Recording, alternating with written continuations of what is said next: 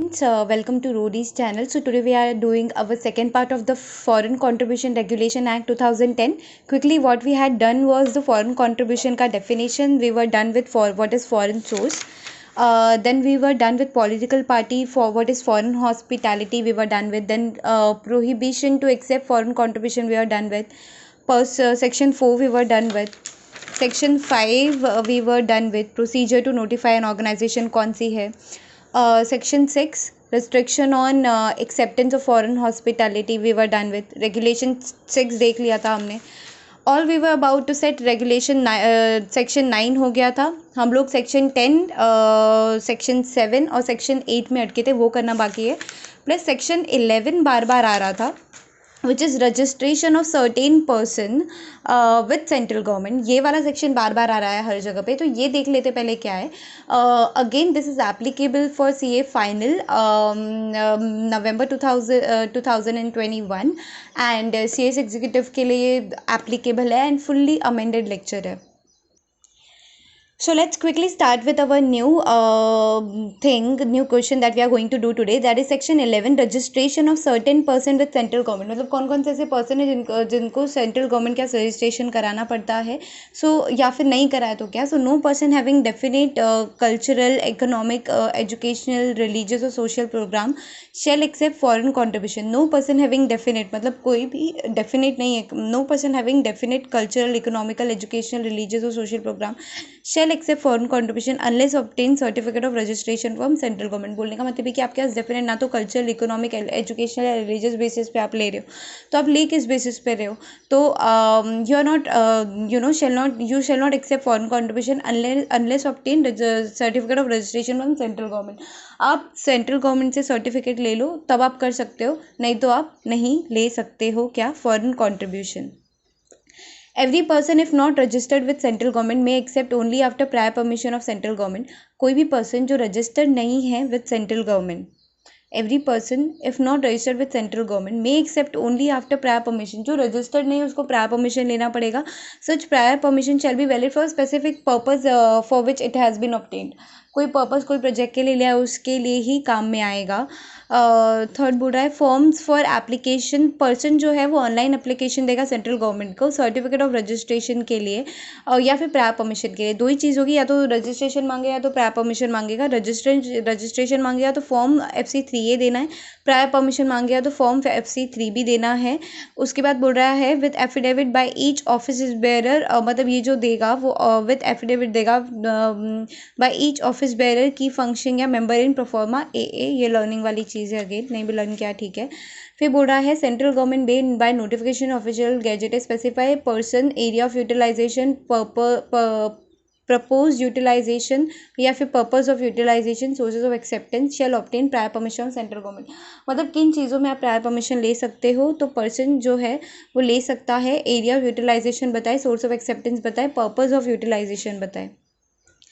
फिर उसके बाद बोल रहा है ये वाला एसोसिएशन रजिस्टर्ड अंडर सेक्शन 6 है plus prior permission under FCRA 1976 granted before commencement of this act. मतलब कि जो एसोसिएशन है ये फिक्रा 2010 आने के पहले जो एक्ट था उसमें अगर आपने प्रायर परमिशन लिया था तो डीम टू बी रजिस्टर्ड और granted prior permission valid for 5 years from date on which this section comes into force. मतलब फिक्रा आने के पहले आपने कोई परमिशन लिया था तो चलेगा, ठीक है, वैलिड है, लेकिन कभी तक के एक्ट आने के 5 साल तक के, तो 2015 तक के वैलिड था इन शॉर्ट. तो ये था आपका section 11 registration of certain person with central government. Now we are doing section 10. Section 10 क्या बोल रहा है, what we are doing, this is section 15. we have to do section 10 which is here. yeah so what is power of section 10 बाद में करिए, contravention बताया है, पहले सेक्शन 7 कर लेते. सेक्शन 7 बोल रहा है prohibition to transfer foreign contribution to other person. मतलब आप फॉरेन कॉन्ट्रीब्यूशन है वो अदर पर्सन को ट्रांसफ़र नहीं कर सकते. तो क्या बोल रहा है कि नो पर्सन इज़ रजिस्टर्ड. जो पर्सन ना तो रजिस्टर्ड है, ना उसको सर्टिफिकेट ग्रांट हुआ है, ना उसने प्रायर परमिशन ली है और रिसीव कर रहा है फॉरेन कॉन्ट्रीब्यूशन, मतलब वो रजिस्टर्ड है, वो no person who is registered. No person who is registered or granted certificate or obtained prior permission and receive any foreign contribution shall transfer such foreign contribution to other person. मतलब ऐसा person जो registered है, certificate भी है उसके पास या फिर prior permission है और फॉरेन कंट्रीब्यूशन रिसीव करता है, shall not transfer such foreign contribution, वो किसी और को ट्रांसफ़र नहीं करना चाहिए। उसमें फिर बता रहा है कि rule 24 of foreign contribution regulation to foreign contribution regulation rules 2011 क्या बोल रहा है, procedure for transferring foreign contribution to registered या अनरजिस्टर्ड पर्सन। मतलब क्या प्रोसीजर है, आप अगर ठीक है अगर आप कर रहे हो तो आपको ट्रांसफ़र भी करना है, तो उसके लिए बताए कैसे है क्या है। रूल 24 बोल रहा है limit on transfer of foreign contribution. Person जो है वो उसके सर्टिफिकेट रजिस्ट्रेशन है या फिर प्रायर परमिशन है, वो ट्रांसफ़र कर रहा है ऐसे पर्सन को जिसके पास सर्टिफिकेट ऑफ रजिस्ट्रेशन नहीं है, जिसने प्रायर परमिशन नहीं लिया है, तो कितना ट्रांसफ़र कर सकता है, up to 10% of total value transfer कर सकता है।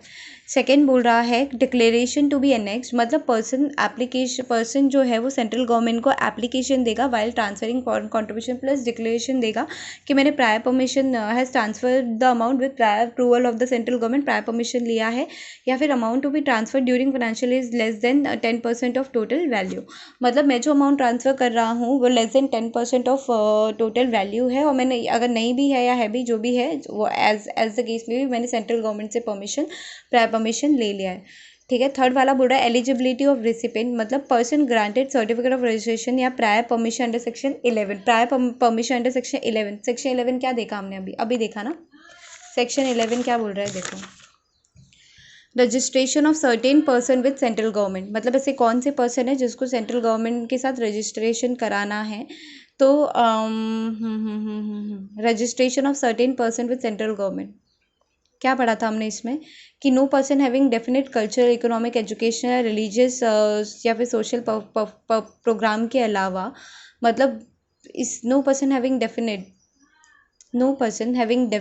Cultural, economical, educational, religious, social programme shall accept foreign contribution unless obtain, मतलब आप रिलीजियस पर्पज़ के लिए कर रहे हो, कल्चरल करके लिए कर रहे हो, एजुकेशन तो आप प्लीज़ एक बार पूछ लो ना, सर्टिफिकेट ऑफ रजिस्ट्रेशन ले लो ना आप, वो बोलना चाहता है।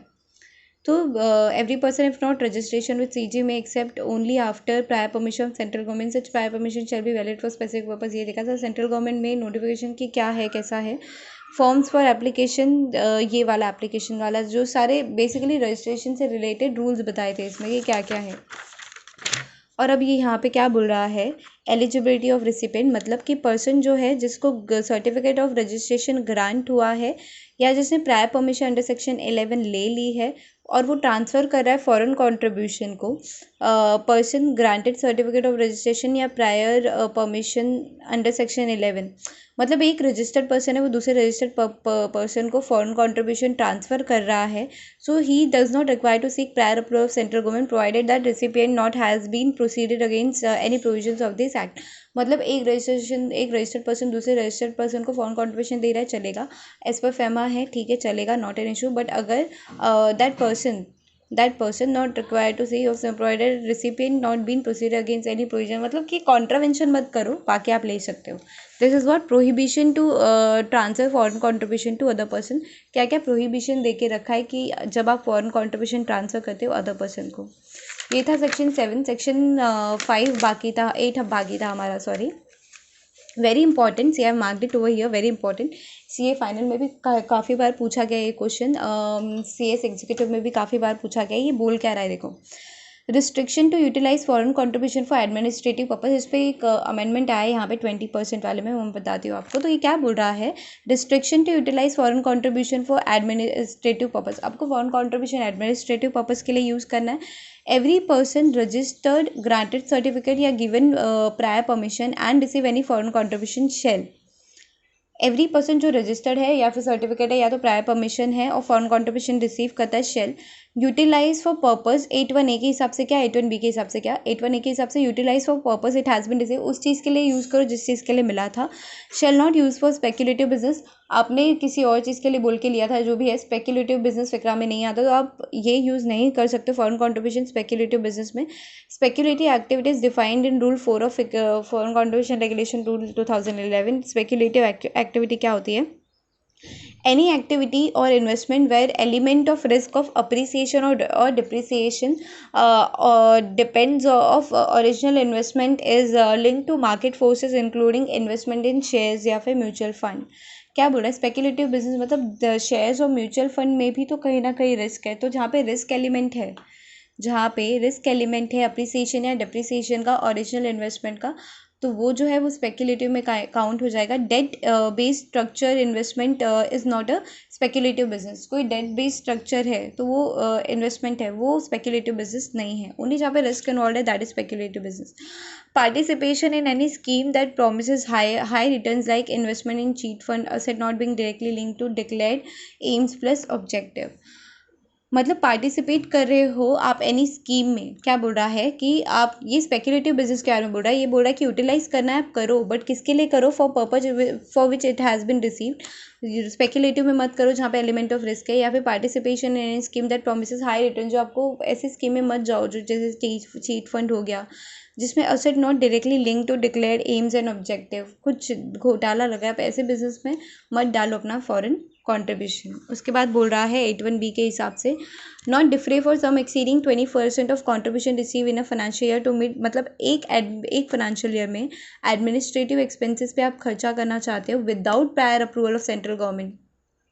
इसमें दो चीज़ आएगी, with approval without approval. With approval तो आप कितने भी कर लो, विदाउट अप्रूवल आपको करना है सेंट्रल गवर्नमेंट के तो आप कितना कर सकते हो, not different for sum exceeding 20% of contribution, जितना फॉरेन कॉन्ट्रीब्यूशन है उसका 20% तक आप एडमिनिस्ट्रेटिव पर्पज़ के लिए यूज़ कर सकते हो।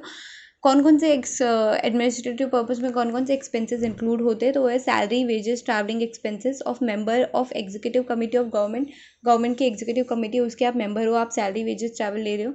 देन है expenses related to consumable like electricity, water, telephone charges, ये सब है।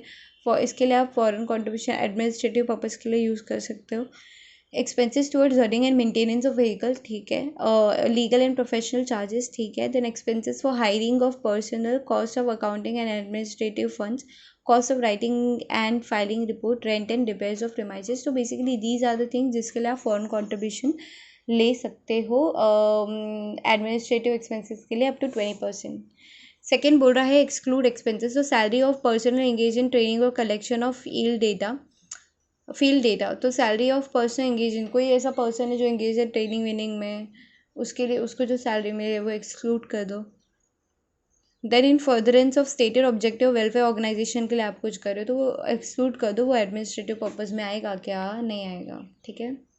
तो सेक्शन 7 एंड 8 ख़त्म हो गया आपका। अब मैं कराने जा रही हूँ, सेक्शन 9 कर लिया था हमने, अब मैं कराने जा रही हूँ which was power of central government to prohibit acid, ठीक है। अब मैं सेक्शन 10 कराने जा रही हूँ, power to prohibit payment of currency received in contravention of the act.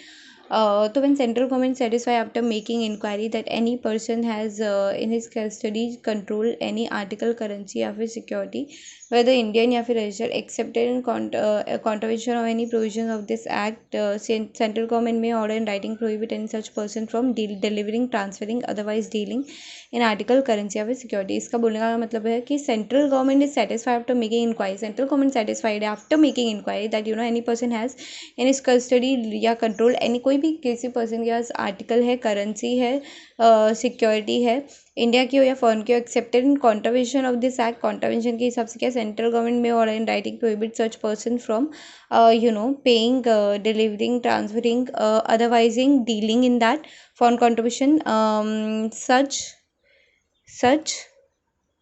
such article, currency और securities।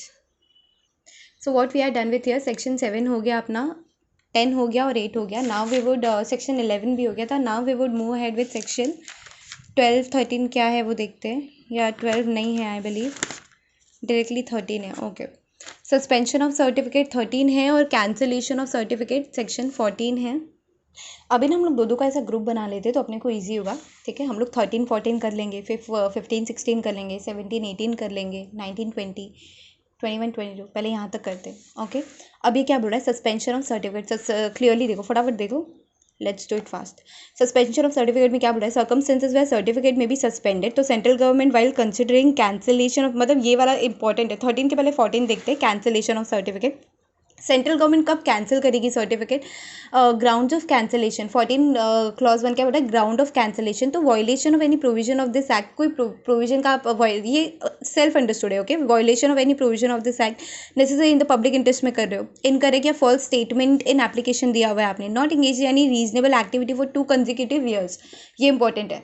सेंट्रल गवर्नमेंट कब कैंसिल कर सकती है आपका सर्टिफिकेट? आप कंजिक्यूटिव आप इंगेज ही नहीं हो किसी भी रीजनल एक्टिविटी, बिजनेस का कोई एक्टिविटी है ही नहीं, फॉरेन कॉन्ट्रीब्यूशन बंद है 2 साल से, ठीक है, तो ground for cancellation certificate cancel कर देगी कौन? Central government.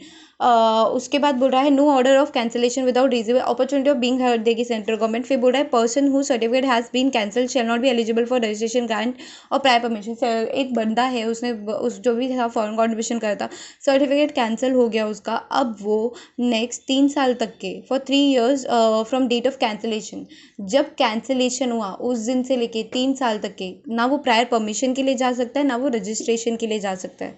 This was what? Cancellation of certificate. Then 14A आता है surrender of certificate. Surrender of certificate में क्या बताया? Person request for surrender central government के पास shall make inquiry plus certified self. ये बोल रहा है मुझे अपना सर्टिफिकेट है ना जो फॉरेन कंट्रीब्यूशन का, वो मुझे सरेंडर करना है, और तो सेंट्रल गवर्नमेंट ऐसे ही कर देगी क्या? बोलेगी नहीं, तो मेरे को इंक्वायरी करने दो, मुझे पहले खुद सेटिस्फेक्शन होने दे, दैट नॉट कंट्रीब्यूशन दैट आपने कोई कंट्रीब्यूशन नहीं किया इस प्रोविजन का, plus management of foreign contribution plus asset create out of it vested in authority, मतलब वेस्टेड इन अथॉरिटी 15(1). 15(1) क्या है? 15 क्या है basically? Management of foreign contribution whose certificate has been cancelled और surrendered. Management of foreign contribution whose certificate has been cancelled और surrender, इससे related ही है। पहले सरेंडर ऑफ सर्टिफिकेट में क्या बोल रहा है? पर्सन जिसका रिक्वेस्ट कर रहा है सरेंडर के लिए, तो ये जो है सेंट्रल गवर्नमेंट बोलेगा ठीक है मेरे को इंक्वायरी करनी है, सेटिस्फाई होते कि प्रोविजन का कॉन्ट्रीब्यूट नहीं किया, मैनेजमेंट ऑफ फॉरेन कंट्रीब्यूशन या फिर asset create out of vested in authority under section 15(1). मतलब ये कौन देखेगा? एक बार तुम्हारा सर्टिफिकेट सरेंडर हो जाए, कैंसिलेशन हो जाए, तो 15(1) के अंदर जो अथॉरिटी बताए वो देखेगा मे परमिट टू सरेंडर। ये सब देखने के बाद वो सरेंडर के लिए परमिशन दे सकता है। सिंस ये इम्पॉर्टेंट था, सरेंडर और कैंसिलेशन वाली चीज़ चल रही थी, तो एक बार 15 देख लेते। सेक्शन 15 क्या बोल रहा है? सेक्शन 15 बोल रहा है management of foreign contribution who certificate has been cancelled और सरेंडर, मतलब आपका सर्टिफिकेट जो कैंसिल या सरेंडर हो चुका है, तो आपका जो फॉरेन कंट्रीब्यूशन है वो कौन मैनेज करेगा? तो वेस्टिंग ऑफ अथॉरिटी मतलब वेस्टिंग ऑफ कस्टडी मतलब क्या होता है? Foreign contribution plus assets created out of it vested with banking authority that is SBI concern till CG issue further direction as per rule 15 of FCR। मतलब एक बार जो भी foreign contribution वाला scene हो जाता है आपका जो भी है, और जो भी फॉरेन कंट्रीब्यूशन बचा है asset created out of it that shall vest with SBI State Bank of India. फिर बोल रहा है रोल ऑफ अथॉरिटी में if necessary in public interest, या तो नेसेसरी या तो पब्लिक इंटरेस्ट में क्या कर सकते हैं? Manage the activity as directed by central government may utilise foreign contribution या फिर dispose of assets created out of it in case of adequate funds are not available for running such activity. ये क्या बोला? Role of authority क्या करेगा? ज़रूरी है अगर या फिर पब्लिक इंटरेस्ट में तो manage the activity as directed by central government वैसे करेगा। May utilise foreign contribution dispose of assets created out of in case of adequate funds are not available. Adequate funds नहीं है तो उस केस में आपको देखना पड़ेगा ये। Authority shall return foreign contribution plus assets wasted upon it to person in is subsequently registered under this act। मतलब authority shall return foreign contribution या assets wasted upon it to person to his if is subsequently registered under this act। subsequently registered हो रहा है दे दो।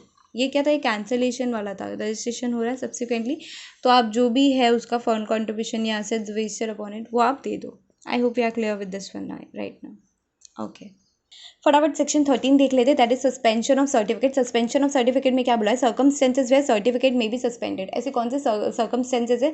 तो same वो जो circumstances यहाँ पे थे 14(1) वाले ग्राउंड फॉर कैंसिलेशन, सेम यहाँ पे भी आएंगे सस्पेंड के लिए। तो central government while considering cancellation of certificate on grounds, मतलब central government while considering cancellation, जब सेंट्रल गवर्नमेंट जो ग्राउंड कैंसिलेशन के लिए लेती है under 14(1) may suspend if necessary, तो वही ग्राउंड वो सस्पेंशन के लिए भी लेगी अगर आप वायोलेशन कर रहे हो, necessary in the public interest में है, फॉल्स स्टेटमेंट दे रहे हो एप्लीकेशन के टाइम पे और एक्टिविटी में इन्वॉल्व ही नहीं हो 2 ईयर तक के, तो सस्पेंड भी कर सकते हैं। मैक्सिमम कितना कर सकती है? शेल नॉट एक्सीड 180 डेज, मतलब पीरियड ऑफ सस्पेंशन मैक्सिमम कितना होगा? 180 डेज तक के ही, 6 महीने तक के सस्पेंड कर सकती है। Effect of suspension, every person who certificate has been suspended shall not receive any foreign contribution during suspension. Suspension हो गया तो फॉरेन कंट्रीब्यूशन मतलब during suspension. Central government may on application if considered appropriate allow recipient of any on such terms and condition it may specify. Central government may on application if consider, central government को जैसा appropriate लगेगा वो वैसा करेगी, ठीक है। Not utilize foreign contribution in his custody without prior approval of central government. Not utilize foreign contribution in his custody without prior approval of central government. क्या है इसका मतलब? जब तक आप prior approval of central government नहीं ले रहे हो तब तक आप फॉरेन कॉन्ट्रीब्यूशन यूटिलाइज मत करो as per rule 14 of FCR rules 2011। Unspent amount जो भी है, जब आप का अकाउंट सस्पेंड होने वाला तो अनस्पेंट अकाउंट जो भी है, अनस्पेंट अकाउंट जो भी है can be utilise if suspension under section 13(1) हो रहा है। अगर आप सस्पेंशन यहाँ कर रहे हो या फिर अगर आप up to 25% of unutilised amount may be spend with prior approval of central government for declared aims and objective, remaining 75 only after revocation of suspension आप यूटिलाइज कर सकते हो। So I hope we are done with suspension of certificate, right. एक मिलता जुलता है इससे ही same, that is renewal of certificate. Renewal of certificate देख लेते क्या बोला है। पर्सन जो है एप्लीकेशन फॉर रिन्यूअल देगा in form FC3C plus fee of 1500 देगा सेंट्रल गवर्नमेंट को। Affidavit by each office bearer plus key functioning in proforma AA within 6 months before expiry. मतलब जब आपका फॉरेन कॉन्ट्रीब्यूशन का जो सर्टिफिकेट आपको मिला है वो एक्सपायर होने वाला है, उसके 6 महीने पहले आप वापस से रिन्यूअल के लिए एप्लीकेशन दे दो। आप 6 महीने पहले दे सकते हो जब आपका एक्सपायर होने वाला है, या जब एक्सपायर हो चुका है उसके 1 साल बाद तक के। Sufficient cost plus late fee लग जाएगा 5000 का। रिन्यू सर्टिफिकेट और refuse of violation provision of this act. मतलब आप सर्टिफिकेट या तो सेंट्रल गवर्नमेंट रिन्यू करेगी या तो नहीं करेगी। If not then communicate reason. नहीं करेगी तो रीज़न बता दो प्लीज़। उसके बाद बोल रहा है if not made application for renewal within prescribe time validity of certificate shall deem to be cease. मतलब वैलिडिटी खत्म हो जाएगी, फिर आपको एज अ फ्रेश रजिस्ट्रेशन कराना पड़ेगा और आप रिन्यूअल नहीं करा पाओगे। ठीक है, 15-16 क्या, अभी 17-18 देख लेते हैं। 17 बोल रहा है foreign contribution through schedule bank. Foreign contribution आप रिसीव करो स्केड्यूल बैंक के हिसाब से करो। और 18 बोल रहा है इंटीमेशन देना है, क्या देना है सेंट्रल गवर्नमेंट को, कैसे देना है वो। 17 देख लेते फटाफट। Foreign contribution through schedule bank मतलब क्या होता है। एवरी पर्सन जिनको ग्रांट हुआ है क्या सर्टिफिकेट या फिर prior permission shall receive foreign contribution in FCRA account. Foreign contribution regulation account, उनका जो बेसिकली अकाउंट होगा mentioned as per foreign contribution, उसमें फिक्रा अकाउंट क्या होता है। Shall open for remittances of foreign contribution branch of SBI New Delhi as may be specified. आप SBI branch में ही ओपन कर सकते हो। May also open for one or more account in one or more schedule bank in his of his choice. इसके अलावा भी कोई स्केड्यूल बैंक है आप उसमें कर लो। दूसरा अकाउंट भी ओपन कर सकते हो। To which he may transfer for utilising foreign contribution received in FCRA account in specified branch of SBI New Delhi. क्या बोला है, to which he may transfer for utilising foreign, मतलब जैसे कि नॉर्मल डिपॉजिट वाले बैंक हो गए, एक हमने ICICI में खोल दिया, दूसरा लेट्स से HDFC में खोल दिया, तो आप HDFC से ICICI में ट्रांसफर कर सकते हो। सेम चीज़ यहाँ पे भी बोला है, लेकिन वो स्केड्यूल बैंक होना चाहिए। SBI में क्या तो भी चलेगा, एक या दो, उसके अलावा स्केड्यूल बैंक में भी आप दूसरा अकाउंट खोल सकते हो। No person other than foreign contribution received or deposited in any such bank। मतलब फॉरेन कॉन्ट्रीब्यूशन के अलावा कोई आपका अमाउंट है, पैसा है, तो वो आप डिपॉजिट या रिसीव नहीं कर सकते इस अकाउंट से। मतलब इसका एक सिंपल एग्जांपल देती हूँ। लेट्स से आपको PF निकाला है, PF निकाला आपने, उसके लिए बोल रहे हो आपकी मुझे अपने ये जो SBI बैंक है उसमें PF के पैसे चाहिए। क्या वो फॉरेन कॉन्ट्रीब्यूशन है? फॉरेन कॉन्ट्रीब्यूशन तो ठीक है, अगर वो फॉरेन कॉन्ट्रीब्यूशन नहीं है तो आप उस अकाउंट में से नहीं ले सकते हो, क्योंकि आप सिर्फ फॉरेन कॉन्ट्रीब्यूशन के रिलेटेड अमाउंट में ही उस अकाउंट में यूज़ कर सकते हो। फिर बोल रहा है बैंक जो है वो रिपोर्ट देगा सेंट्रल गवर्नमेंट को within 48 hours of any transaction receipt और utilisation for contribution whether such person registered और ग्रांटेड परमिशन या फिर नॉट रजिस्टर्ड नॉट ग्रांटेड। मतलब बैंक जो है वो रिपोर्ट देगा सेंट्रल गवर्नमेंट को within 48 hours of any transaction receipt और यूटिलाइजेशन फॉरेन कॉन्ट्रीब्यूशन से जो भी होगा वो रिसीट और यूटिलाइजेशन बैंक जो है वो तुरंत 48 आवर्स के अंदर बताएगा सेंट्रल गवर्नमेंट को, वेदर वो सच पर्सन रजिस्टर्ड है या फिर अनरजिस्टर्ड है, बताएगा बैंक किसको, सेंट्रल गवर्नमेंट को। सेक्शन 18 देख लेते हैं। सेक्शन 18 क्या बोल रहा है, इंटीमेशन मतलब एवरी पर्सन जो भी इन्फॉर्मेशन देना पड़ेगा एवरी पर्सन को, information about foreign contribution receive कर रहा है जो भी पर्सन, तो सबको इन्फॉर्म करना पड़ेगा सेंट्रल गवर्नमेंट को कि सोर्स किससे मिल रहा है आपको, मैनर मतलब अकाउंट में मिल रहा है, क्या मिल रहा है, कैश मिल रहा है, फॉरेन करेंसी में मिल रहा है, इंडियन करेंसी में मिल रहा है, मैनर क्या है, पर्पस किस लिए मिला है वो बताना पड़ेगा।